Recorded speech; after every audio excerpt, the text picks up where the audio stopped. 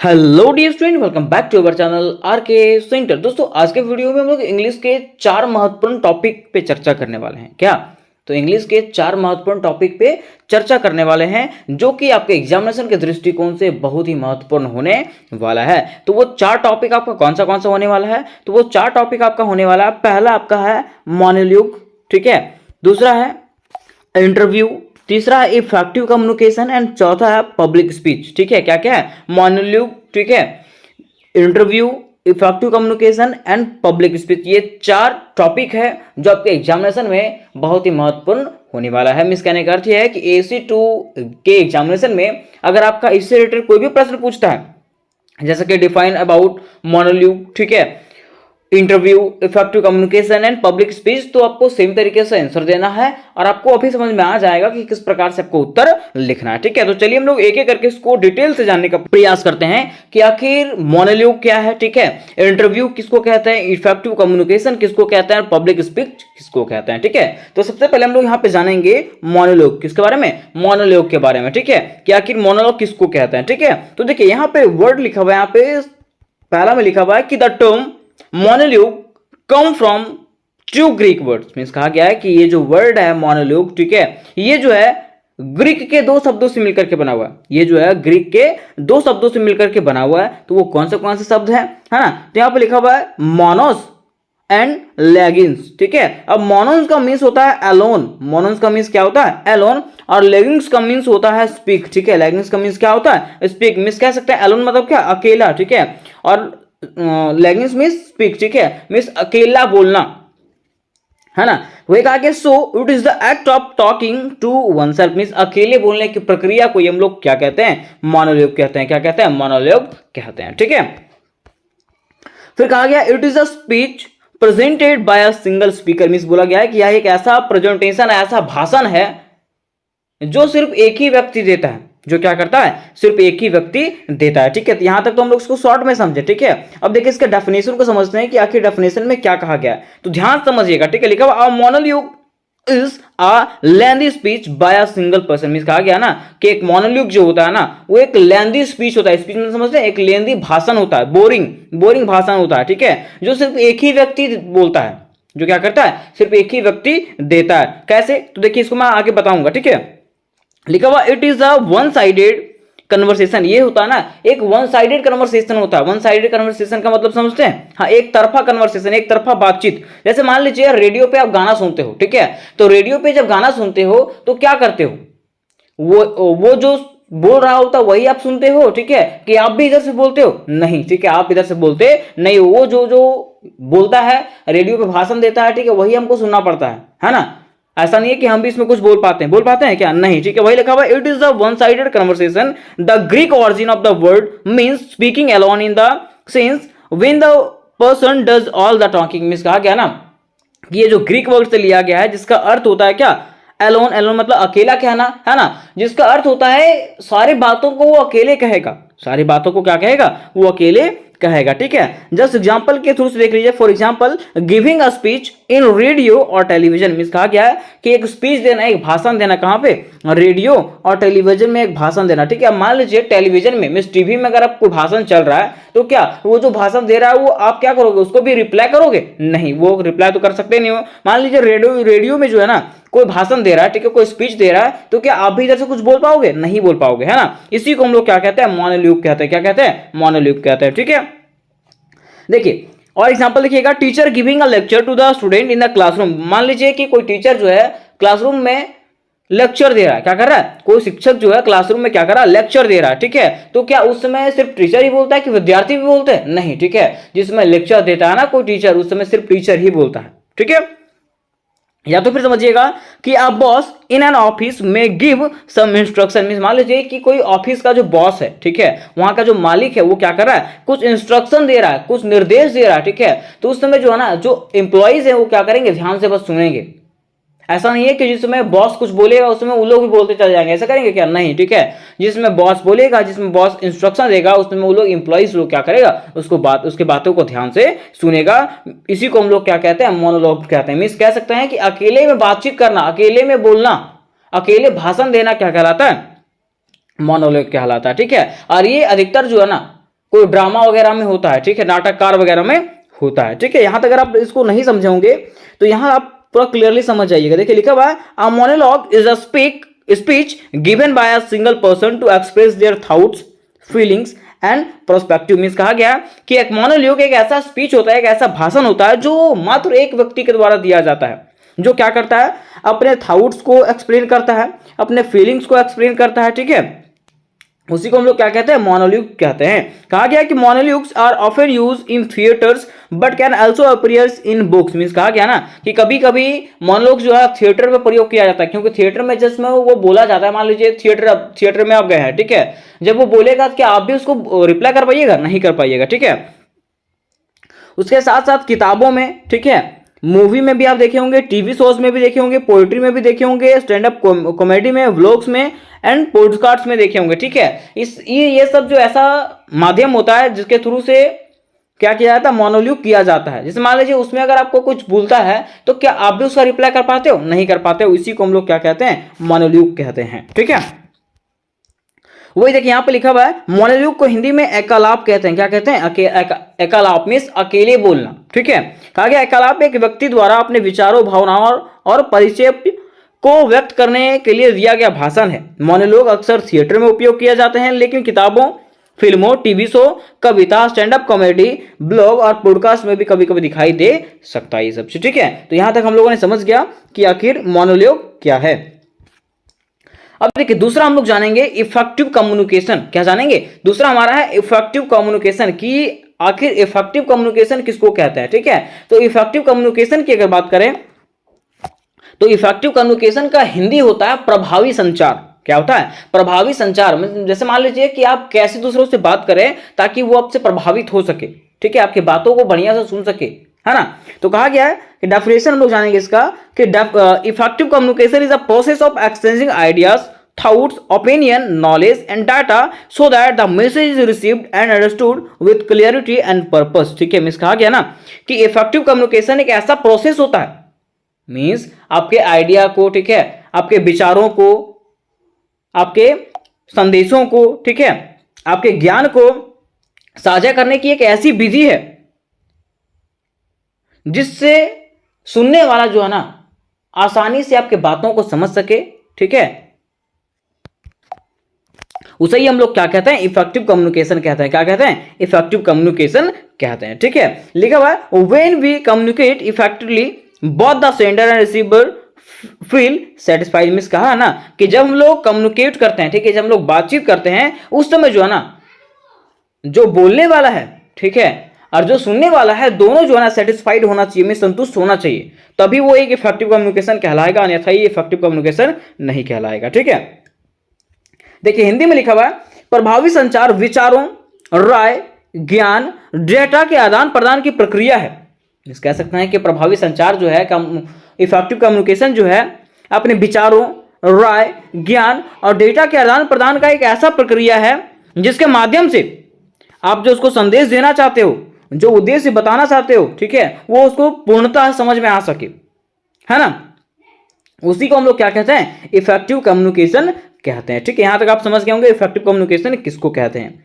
अब देखिए कहा गया है कि effective communication involves a number of skill such as. Means कहा गया है कि इफेक्टिव कम्युनिकेशन में जो है ना कुछ और सुविधाएं दिया गया है, जैसे कि मान लीजिए एक्टिव लर्निंग, इसके तहत क्या क्या चीजें आ सकती है ना। तो पहला एक्टिव लिसनिंग, ठीक है, कि मान लीजिए अगर आपको इफेक्टिव कम्युनिकेशन करना है, ठीक है, मींस अच्छे से बातचीत करना है, तो आपको क्या करना पड़ेगा, अच्छे से सुनना पड़ेगा। पहले क्या करना पड़ेगा, अच्छे से सुनना पड़ेगा, ठीक है। वही लिखा हुआ कि paying attention to the tone of voice, body language and other non verbals cues to better understand the message. Means कहा है कि आपको क्या करना है, ठीक है, अगर आपको बढ़िया से बातचीत करना है लोगों से, ठीक है, तो क्या करना पड़ेगा, उनके बातों पे ध्यान देना पड़ेगा, उनके बॉडी लैंग्वेज को समझना पड़ेगा, ठीक है। और बॉडी लैंग्वेज को समझने के बाद ही आपको क्या करना पड़ेगा, उनका रिप्लाई करना पड़ेगा, ताकि वो भी संतुष्ट हो जाए और आप भी संतुष्ट हो जाए, ठीक है। फिर देखिए दूसरा है रिटन कम्युनिकेशन। क्या है, रिटन कम्युनिकेशन कहने का अर्थ यह है कि सेलेक्टिंग वर्ड्स केयरफुली, मींस जो आप बोलोगे ना, ठीक है, उसके लिए आपको वर्ड सेलेक्ट करना है कि कौन सा वर्ड बोलना है। ऐसा नहीं है कि कुछ भी बोल देंगे, ऐसा है क्या, नहीं, ठीक है। मींस ऐसा आपको बोलना है ताकि आगे वाला जो है ना आपसे संतुष्ट महसूस कर सके, ठीक है। वही लिखा हुआ selecting words carefully, constructing sentence properly and organising sentence into a meaningful message. ठीक है, उसी को हम लोग क्या कहते हैं, रिटन कम्युनिकेशन कहते हैं। दूसरा आपका है, तीसरा आपका है विजुअल कम्युनिकेशन। विजुअल कम्युनिकेशन का अर्थ है कि देखना। जैसे मान लीजिए कि अगर किसी को अपने बातों को समझाना है, ठीक है, तो कोई ग्राफ बना दिए हम, ठीक है, कोई ड्राइंग बना दिए, ठीक है, या तो कुछ और पिक्चर बना दिए, ठीक है, ताकि पिक्चर दिखा करके उसको जो है ना और बढ़िया समझ में आ सके, समझे, उसी को हम लोग क्या कहते हैं, विजुअल कम्युनिकेशन। देखिए लिखा हुआ है using visual aids like graphs, chart and image to help people understand information. Means कोई भी इंफॉर्मेशन को बताने के लिए लोगों को जो है ग्राफ दिखाना, चार्ट दिखाना और इमेजेस दिखाना, कोई फोटो वगैरह दिखा करके उसको बढ़िया समझाना ही क्या कहलाता है, विजुअल कम्युनिकेशन कहलाता है। ठीक है, फिर कहा गया कि पॉजिटिव फीडबैक क्या है, पॉजिटिव फीडबैक मीन्स कहा गया ना कि जब आप लोग बातचीत करते हो ना तो उसको सामने वाला को जो है ना हमेशा पॉजिटिव फीडबैक देना है। पॉजिटिव फीडबैक मतलब समझते हैं, ठीक है, उसको प्रतिक्रिया जो है ना हमेशा सकारात्मक देना है, ताकि वो जो है ना अपने आप में क्या महसूस कर सके, तो ट्रस्ट में इनकरेज मतलब अपने आप को ट्रस्ट कर सके वो। ठीक है, जैसे कि देखिए यहां पे लिखा हुआ है encouraging people to perform better and trust that they can achieve task. Means कह सकते हैं ना कि आपको क्या करना है, उसको इनकरेज करना है। ठीक है, इनकरेज करना है और उसको बताना है कि हाँ आप ये काम को कर सकते हैं। ठीक है, ताकि उसको भी अपने आप में महसूस हो सके, अपने आप में विश्वास हो सके कि हाँ मैं ये कार्य को कर सकता हूं। ठीक है, इसी को क्या कहते हैं, इफेक्टिव कम्युनिकेशन कहते हैं। अब यहां पे बातें आती है कि व्हाट इज इंटरव्यू, कि इंटरव्यू किसको कहते हैं। बातें क्या आती है कि व्हाट इज इंटरव्यू। तो इंटरव्यू का मतलब आप लोग जानते ही होंगे। ठीक है, जैसे मान लीजिए कोई जॉब के लिए इंटरव्यू देने के लिए जाता है, ठीक है, या तो कोई स्कूल जाता है, ठीक है, स्कूल में अगर एडमिशन कराना होता है बड़ा बड़ा कॉलेज में तो उसके लिए इंटरव्यू देता है। ठीक है, कोई किसी को अक्सर जो है ना जॉब पाने के लिए ही इंटरव्यू दिया जाता है। ठीक है, तो चलिए हम लोग जानते हैं कि आखिर इसका डेफिनेशन क्या होता है। ठीक है, तो देखिए अगर इसके डेफिनेशन की बात करें, इंटरव्यू के डेफिनेशन की बात करें तो डेफिनेशन इसका हो जाएगा an interview is a formal communication. Means कहा गया है कि इंटरव्यू जो होता है ना एक फॉर्मल कम्युनिकेशन होता है। क्या होता है, फॉर्मल कम्युनिकेशन होता है। मीन्स आपको जो है ना बढ़िया तरीके से बात करना, आदर सम्मान के साथ बात करना वहां पे। ठीक है, where one person asks question and the other person answer। ठीक है, जहां पे जो है ना एक व्यक्ति प्रश्न पूछता है और एक व्यक्ति क्या करता है, उत्तर देता है। ठीक है, उसी को हम लोग क्या कहते हैं, इंटरव्यू कहते हैं। कहा गया कि interviews can be used for a variety of purpose. Means कहा गया ना कि इंटरव्यू का मतलब इंटरव्यू का जो उपयोग है वो कई जगहों पे किया जाता है, इंक्लूडिंग जैसे कि मान लीजिए एम्प्लॉयमेंट मतलब रोजगार प्राप्ति के लिए। ठीक है, वही लिखा हुआ कि आप potential employer ask question to learn more about a candidate and assess their qualification. Means होता है ना कि जो चुनने वाला होता है, ठीक है, वो क्या करता है, एम्प्लॉयज के बारे में हर चीज के बारे में जानना चाहता है और उसको क्वेश्चन पूछता है ताकि वो कैंडिडेट के बारे में हर चीज जान सके, उसके क्वालिफिकेशन को जान सके। ठीक है, फिर दूसरा एकेडमिक एडमिशन। ठीक है, मान लीजिए अगर आपको कहीं एडमिशन कराना है उस समय भी क्या करेगा, जो आपको एडमिशन लेने वाला रहेगा वो आपके बारे में जानकारी प्राप्त करेगा। ठीक है, आपका माता कौन है, पिता कौन है, कहाँ पढ़ते थे, ठीक है, हर चीजों के बारे में जानकारी प्राप्त करेगा। ठीक है, आपका इंटरव्यू लेगा, है ना। वही लिखा हुआ कि an interviewer ask question to evaluate a prospective student qualification. ठीक है, कि वो विद्यार्थी के क्वालिफिकेशन को जानने के लिए जो है ना उसको क्वेश्चंस पूछेगा।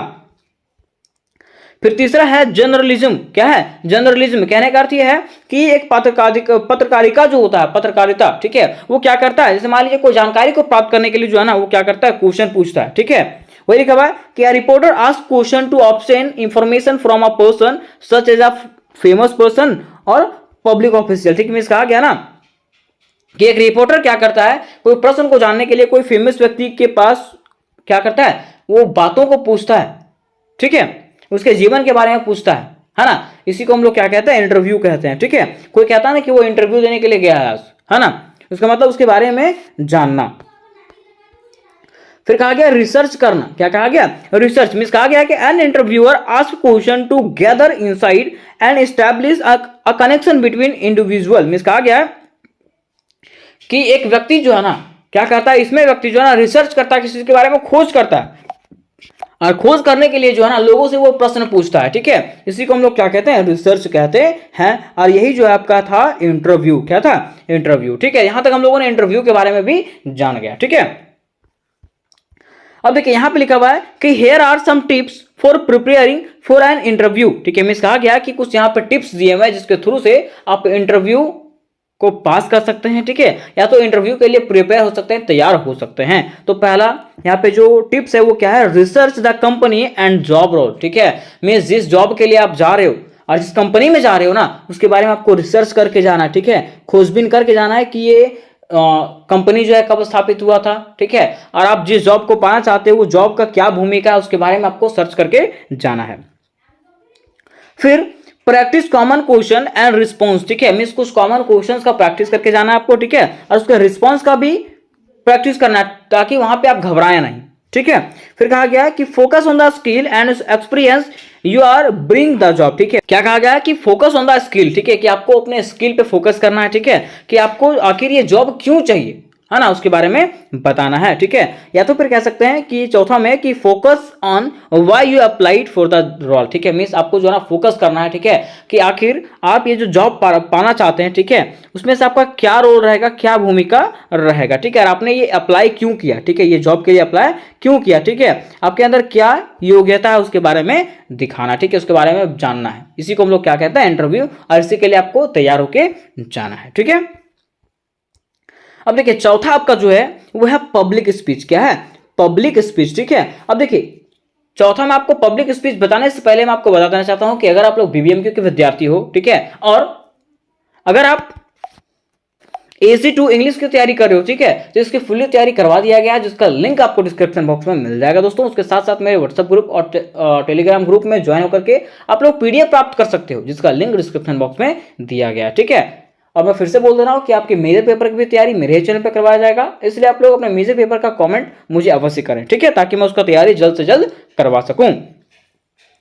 तो देखिए यहां पे लिखा हुआ पब्लिक स्पीच, क्या लिखा हुआ है, पब्लिक स्पीच। आखिर पब्लिक स्पीच का मतलब क्या होता है, तो देखिए लिखा हुआ है कि a public speech is a formal और stressed oral presentation given to a live audience. Means कहा ना कि पब्लिक स्पीच का मतलब क्या होता है, पब्लिक मतलब क्या, जनता के बीच में बोलना, ठीक है, मैं जनता के बीच में भाषण देना ही क्या कहलाता है, पब्लिक स्पीच कहलाता है। क्या कहलाता है, पब्लिक स्पीच कहलाता है, ठीक है। वही कहा कि the purpose of a public speech can be inform, produce, entertain, motivate और सेलिब्रेट। मींस कहा गया कि पब्लिक स्पीच का मतलब है या तो उसका पर्पस जो होता है, उद्देश्य जो होता है वो क्या क्या होता है, ठीक है, तो इंटरटेन करना, जनता को इंटरटेन करना, मोटिवेट करना, ठीक है, और कुछ चीजों का सेलिब्रेट करना, है ना। लिखा हुआ public speaking is also known as oratory, ठीक है, इसको जो है ना ऑरेटरी के नाम से भी जानते हैं। देखिए वही कहा गया कि सार्वजनिक भाषण, ठीक है, सार्वजनिक भाषण, ठीक है, एक औपचारिक या तो मंचित मौखिक प्रस्तुति है जो लाइव दर्शकों को दिया जाता है। सार्वजनिक भाषण का उद्देश्य सूचित करना, मनाना, मनोरंजन करना, प्रेषित करना या तो जश्न मनाना हो सकता है, ठीक है। उसके साथ साथ कहा गया है कि सार्वजनिक भाषण को वक्तृत्व कला के नाम से भी जाना जाता है, ठीक है। तो यहां तक हम लोग जान गए किसके बारे में, पब्लिक स्पीच के बारे में। अब देखिए यहाँ पे कुछ इसके टिप्स भी दिए गए हैं जिसके थ्रू से आप पब्लिक स्पीकिंग को सुधार कर सकते हो। क्या क्या है, तो प्रिपेयर, पहला है प्रिपेयर, कि आपको अपने आप में प्रिपेयर करके जाना है, ठीक है, मींस तैयारी करके जाना है। लेकिन वो practice and prepare thoroughly and review your notes multiple times. Means कहा गया ना कि आपको जो है ना प्रैक्टिस करना है, ठीक है, बार बार प्रयास करना है। उसके साथ साथ आप जो नोट्स बनाए हैं, ठीक है, उसको क्या करना है, आपको बार बार उसको देखना है, ठीक है, बार बार उसका तैयारी करना है, ठीक है, बार बार उसको समझना है कि हाँ मैं सही जा रहा हूं कि गलत जा रहा हूं, ठीक है। फिर दूसरा, don't be afraid of nervous, ठीक है, मींस नर्वस से डरना नहीं, आपको नर्वस नहीं होना वहां पे, ठीक है, क्योंकि अगर आप पहली बार नर्वस हुए ना, ठीक है, तो आगे आप सही से बोलोगे, ठीक है। तो वही लिखा हुआ सम नर्वस आर गुड, ठीक है, कुछ नर्वस अच्छे होते हैं, है ना, and can make you more alert and ready to perform, ठीक है, जो आपको क्या कहेगा, अलर्ट करेगा और आपको रेडी करेगा परफॉर्म करने के लिए, ठीक है, उससे आप और भी अपने आप में मजबूती प्रदान करोगे। फिर लिखा हुआ use your voice. Use your voice का मतलब क्या है जानते हैं, ठीक है, अपने शब्दों का प्रयोग करें, मींस आप कॉन्फिडेंट होकर के बोलें, ठीक है, आपको ऐसा नहीं सोचना है कि नहीं मैं गलत बोल रहा हूं, ठीक है, आप अपने आप में जो है ना आप कॉन्फिडेंट रहें, ठीक है। वही लिखा हुआ है स्पीक विद द कॉन्फिडेंस, ठीक है, कि कॉन्फिडेंस के साथ बोलें, एंड क्लियर वॉइस, ठीक है, क्लियर वॉइस में बोलना है, कॉन्फिडेंस के साथ में बोलना है। फिर कहा गया कि loud enough to be heard in the back of the room, means कहा गया कि इतना जोर से बोलें कि आपके पीछे वाले कमरे में भी आपको सुना, मतलब दूसरे को सुनाई दे, ठीक है, and emphasize keywords with your voice। Means कहा गया है कि जो जो इंपॉर्टेंट वर्ड्स हैं उसको क्या करना, टैग करना, ठीक है, मतलब बार बार दोहराना, उसे ही हम लोग क्या कहते हैं, तो पब्लिक स्पीच कहते हैं। क्या कहते हैं? पब्लिक स्पीच कहते हैं। ठीक है, तो उम्मीद करते हैं दोस्तों कि ये क्वेश्चन आपको समझ में आ गया होगा। अगर ये क्वेश्चन आपको समझ में आ गया तो वीडियो को लाइक कर, अपने दोस्तों के साथ शेयर करें और चैनल को भी सब्सक्राइब करके अवश्य रख लें। तो इस रिलेटेड अगर कोई क्वेश्चन होंगे तो मुझे कमेंट में पूछ सकते हैं। मिलते हैं नेक्स्ट वीडियो में, तब तक के लिए जय हिंद, जय भारत।